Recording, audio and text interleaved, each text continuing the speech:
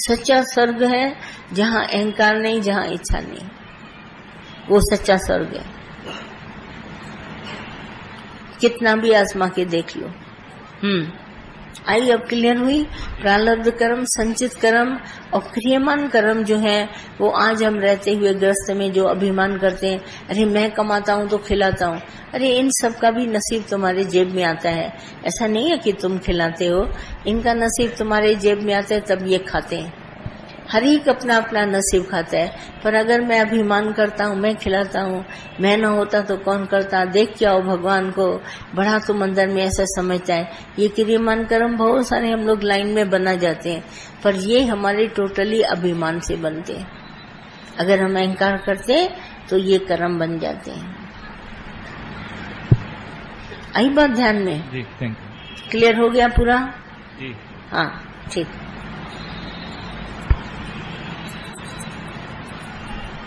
भगवान जी, दादा भगवान जी के पल पल के शुक्राने हैं।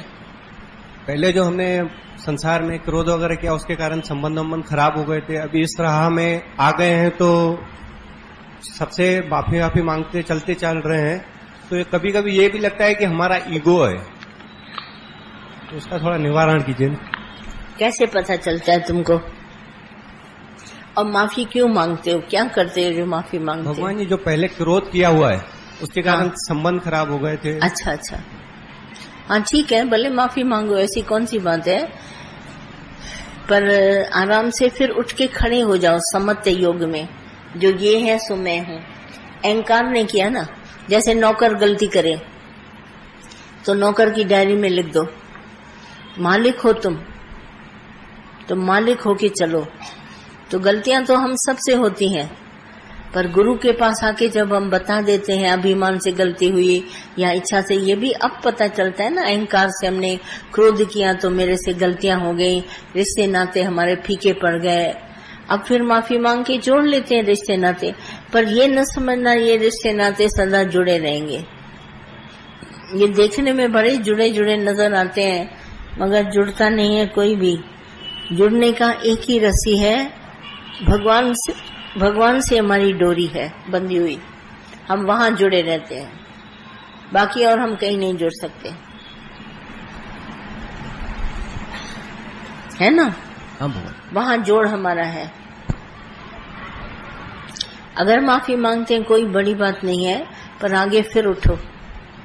ये गलतियां मन सबसे कराता है ख्याल के द्वारा, और फिर उठ करके खड़े हो जाओ।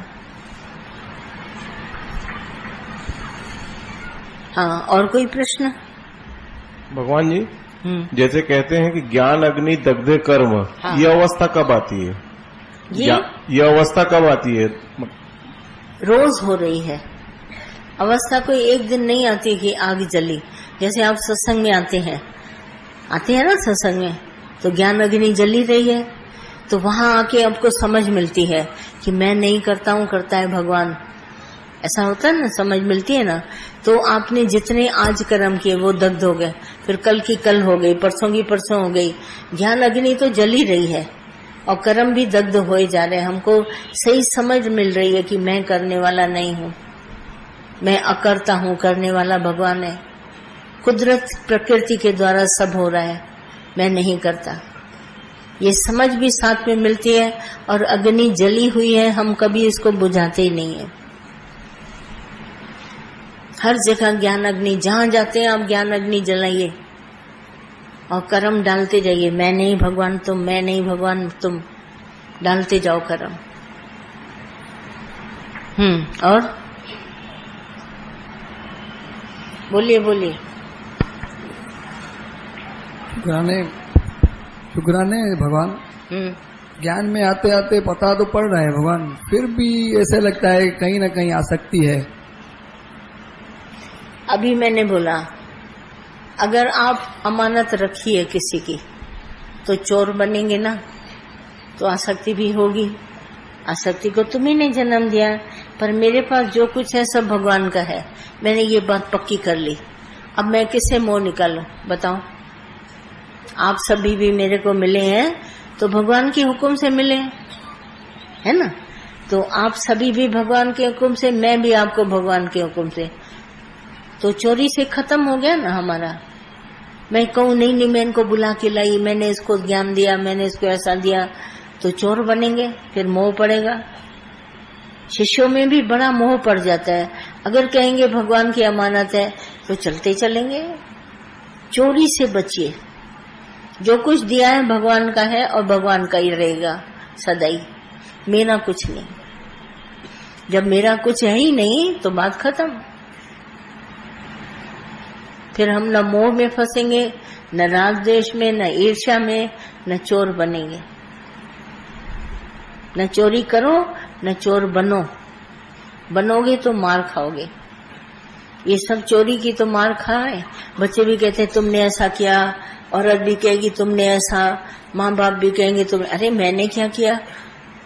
ये ध्यान रखना, तुम सबको चलाने वाली प्रकृति है, प्रारब्ध कर्म अनुसार। जैसे हम सब बैठे हैं, हम सब की पिक्चर बनी हुई। मैं रोज सबको बोलती हूँ आज हम कुछ नहीं बनाते, हमारी पिक्चर बनी हुई है। डायरेक्टर ने बना दी पिक्चर और रिलीज हो गई, अब तुम उसमें कोई चेंज नहीं कर सकता।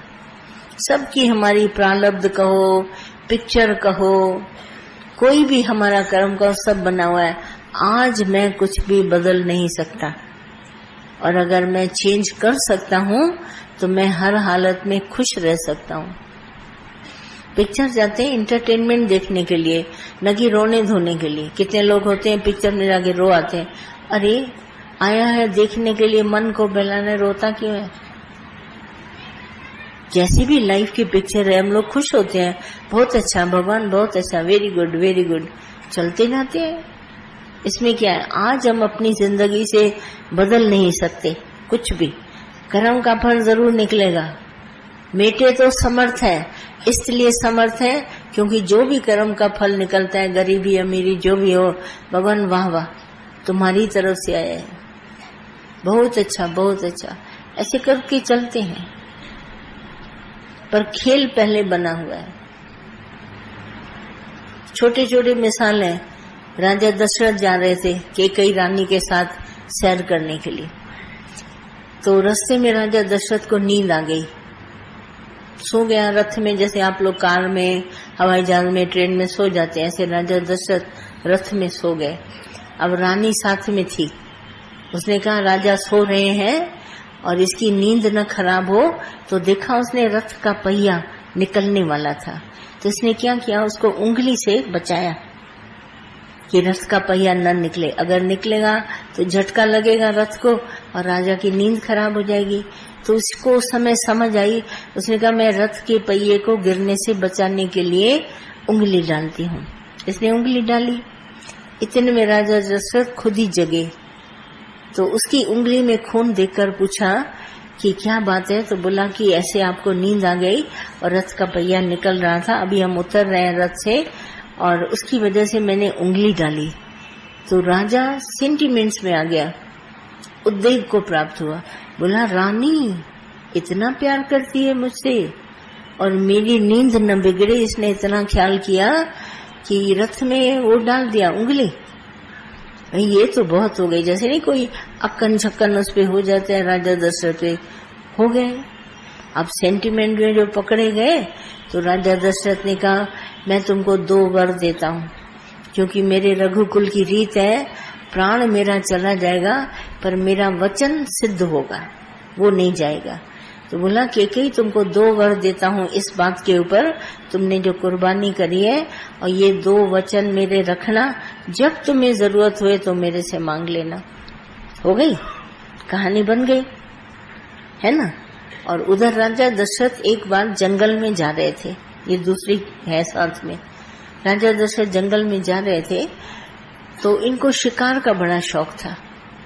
तो संध्या का टाइम हो गया, मगर ये हिरण के शिकार करने में बड़ा इच्छुक था कि मैं शिकार करूं। तो दूर पर एक तालाब था, वहां पे जैसे नहीं लोटा पानी में डालो भरने की आवाज होती है ना, तो ऐसा लगा कि हिरण जो है वो पानी पीने आया है। तो इसने क्या किया, शब्द के तार पर, इसको बड़ा एक्सपर्ट था राजा दशरथ, शब्द के तार पर इसने निशाना लगाया। तो जहां शब्द था वहां तीर पहुंचेगा। तो शब्द था वहां श्रवण कुमार पानी भर रहे थे लोटे से, तो शब्द के हिसाब से जब तीर कमान पहुंचा तो श्रवण कुमार को लगा, अब वो मर गया वहीं पर। तो काफी देर हुई, ये राजा दशरथ गए कि जाके देखूं हिरण मरा होगा। वहां देखा हिरण नहीं, पर श्रवण कुमार पड़ा है।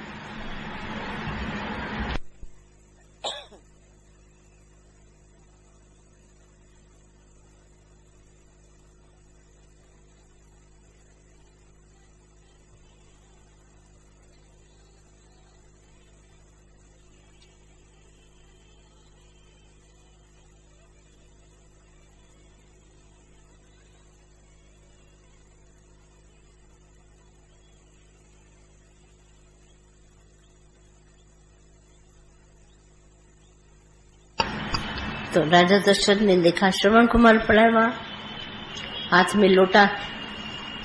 समझ गया कि इसके आवाज पर ही मैंने तीर लगाया है, और वो तीर शब्द बाण था, इसको लग गया। आजू बाजू ऐसे निहारा तो उसके माता पिता बैठे थे जो कि सूरदास थे, और एक नहीं होता तराजू की तरह, उसमें लेकर राजा वो श्रवण कुमार उनको ले जा रहे थे तीर्थ यात्रा को। इसने पानी का लोटा भरा, उनसे आके माफी मांगी कि मेरा तीर इनको लग गया है, मुझे माफ करना, आप लोग प्यासे हैं, पानी पीजिए।